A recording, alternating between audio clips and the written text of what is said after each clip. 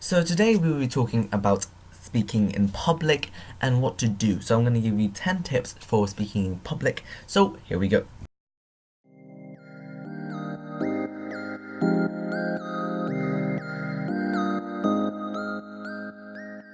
One is be yourself. So sometimes people try to act in a certain way that's not themselves and can put you in an uncomfortable position when actually speaking. So being yourself and being who you are as a person can actually help when speaking in a public situation. So say you are a funny person, don't take that humor away. Try to use that humor in a formal way and get your personality across and people actually like that a lot. This is something that's very common, but it's very important, and that's giving good eye contact. In an audience where there's a lot of people, it's always good to look around the room and give eye contact to different people. So it shows that you are they. It gives a sort of thing that, oh, you are actually looking at me. Oh, there is some attention between you and me, and that sort of attention allows the person who's listening to you actually wanting to listen to you because they know you are giving them their attention. Structure your talk. So my one right now, I have structured it. I have written down everything I wish to talk about, and I am talking about it. It makes it easier, but doesn't mean that you won't stutter at all, because it's just the notes you've done. But it gives you a better idea as to what you want to talk about, and therefore speak much clearer and be able to get your ideas across. Simple. So like mine, I've only put 10, but I'm making it very short of each of the points I'm making. So keeping it simple means that more people are more likely to understand what you're trying to say and more likely to support what you're saying or understand the concept you're trying to say. So simplifying things is really important. Is the power of the pause.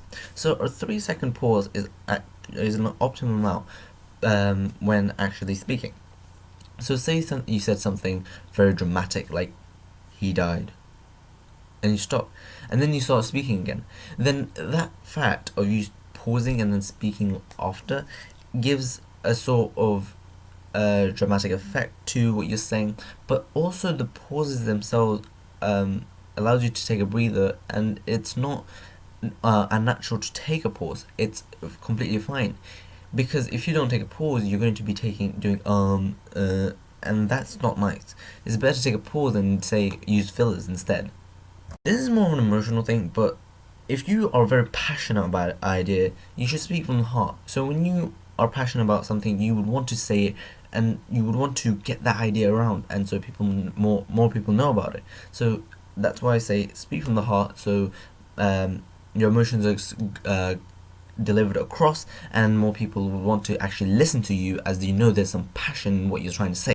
So keep to time. So people will give you a certain time limit to do what you need to do. So always try to shorten it and keep in that time limit. It's better to have a shorter piece than a long piece because a long piece you always try to rush through. Having a shorter piece allows you to think of details to do. So remember, keep on time and keep it short so you can expand. Project your voice. At this current moment in time, I'm not projecting my voice very well. However, I am trying to say as clearly as possible. But projecting your voice allows the listener to actually hear you properly and listen attentively. Because if you're not projecting your voice, then if they can't hear what you're saying, then they're not going to listen properly, are they? So be animative. So when you are actually on stage, try to use the whole space, try to use hand gestures like me, but don't try to make, like some people try to do these really close hand gestures and that's not great. Try to be open so people want to hear you. If you're very closed and closed like this and you're doing hand gestures like this, then no one wants to really hear you. But if you do it like this, then more people are more likely to hear you and listen to what you're trying to say. So be animative and be open. Practice, practice, practice. With a lot of things that require application, practice is really important. So this is a vocational thing, and you must keep practicing what you're doing for you to get better.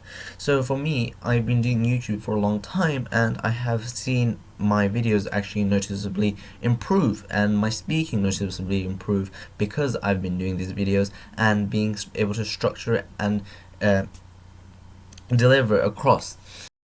So I hope you learned something from this. My next video is going to be on the MUN and how to do that. So this will incorporate why you need the public listening and public speaking skills and public listening skills. And MUN is just things that some schools do, and I'm just going to explain what it is, and because it will help out people who may do MUN. Anyways, random help over and out, and